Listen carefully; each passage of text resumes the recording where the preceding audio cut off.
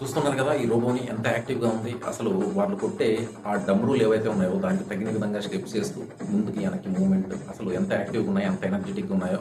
ఇది వేరే కంట్రీ ఎక్కడో కాదండి. మన ఇండియన్ ఆర్మీతో పాటు రోబో శక్తిని కూడా కలిపి ఫ్యూచర్‌లో చాలా రకాలుగా ఆపరేషన్స్, వార్స్ జరిగే అవకాశం ఉందన్న విషయాన్ని మనం వీటిని చూస్తే అర్థమవుతుంది.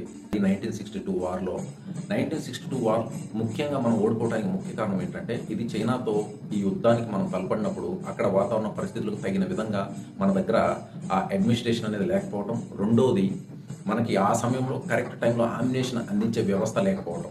కానీ ఇప్పుడు ఆ పరిస్థితి పూర్తిగా మారిపోయిందనే చెప్పాలి. ఇప్పుడు ఆ పరిస్థితులకు తగిన విధంగా యాంత్రిక శక్తి కూడా మన ఇండియన్ ఆర్మీకి తోడుగా పోతుంది. అదే ఇక్కడ మీరు ఏవైతే చూస్తున్నారో DRDO ద్వారా రూపొందించబడిన ఈ రోబో మ్యూల్స్ అంటారు వీటిని. వీటి ద్వారా ఎటువంటి పరిస్థితుల్లోనైనా అంటే మీరు మంచు ప్రాంతాల్లో -20, 70 డిగ్రీస్లో హై ఆల్టిట్యూడ్స్లో అయినా, అలాగే రేగిస్తాన్లో కనీసము 60, 50 డిగ్రీస్ వేడిలో ఉన్నప్పటికీ, అలాగే ఎంత పర్వత ప్రాంతమైనా కానీ అలాంటి ప్రాంతాల్లో కూడా కనీసం 50 నుంచి 100 కిలోల మందుగుండి సామాగ్రిని కానీ, మెడికల్గా కానీ, అలాగే అడ్మినిస్ట్రేషన్కి సంబంధించిన ఎటువంటి వెయిట్నైనా కానీ చాలా ఈజీగా మనకి అందజేయగలిగే కెపాసిటీ ఈ రోబో మ్యూల్స్ ఉండేది.